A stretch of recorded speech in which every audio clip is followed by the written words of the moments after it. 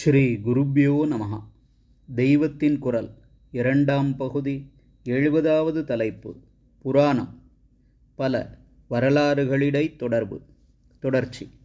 பாரத தேசத்தின் 4 கோடிகளில் உள்ள 4 முக்கிய க்ஷேத்திரங்களான சார்தாம் எனப்படும் சதுர்தாமங்களில் வாசஸ்தானங்களில் ராமேஸ்வரம்தான் தக்ஷிணத்துக்குரிய பெரிய க்ஷேத்திரமாக இருக்கிறது. வடக்கே பத்ரிநாதம், மேற்கே சோமநாதம், கிழக்கே புரி ஜெகந்நாதம், தெற்கே ராமநாதம் என்பவையே சார்தாம். வேதாரண்யம் சுதந்திரப் போராட்டத்தின் போது உப்பு சத்தியாகிரகம் நடந்த ஊர். திருமறைக்காடு என்பதாக 3 தேவாரமும் பெற்ற ஸ்தலமாக அது இருக்கிறது. இங்கே வேதங்கள் ஈஸ்வரனை பூஜித்து திருக்காப்பு செய்த கதவை திறக்கும்படியாக அப்பர் சுவாமிகள் பதிகம் பாடினார். திருஞான சம்பந்தர் பாடல் பாடி மறுபடி மூடும்படி செய்தார். பட்டீஸ்வரம் என்பது காமதேனுவின் 4 பெண்களில் ஒன்றான பட்டி பூஜித்த க்ஷேத்திரம். மேலே திருவாவடுதுறையில் சொன்னது போல பசு பூஜித்த க்ஷேத்திரங்கள் அநேகம் உள்ளன. திரு ஆமாத்தூர் என்று பன்ருட்டி அருகே அப்பரோடு சம்பந்தமுள்ள ஸ்தலம் இருக்கிறது. அங்கேயும் பசு பூஜித்திருக்கிறது.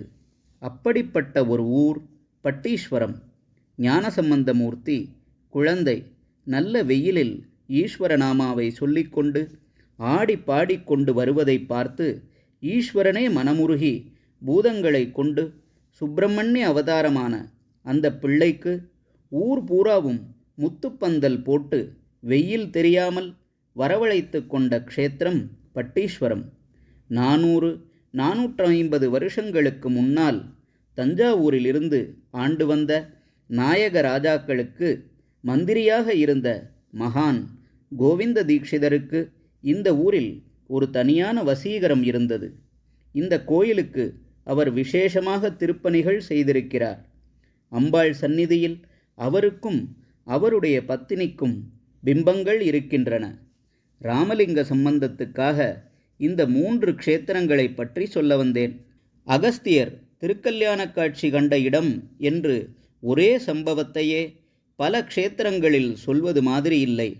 இந்த 3 ஸ்தலங்களில் உள்ள ராமலிங்க பிரதிஷ்டை, ஒவ்வொரு பிரதிஷ்டைக்கும் வெவ்வேறு காரணம் இருக்கிறது. ஹரஹர சங்கர, ஜெய ஜெய சங்கர. தெய்வத்தின் குரல் மேலும் ஒலிக்கும்.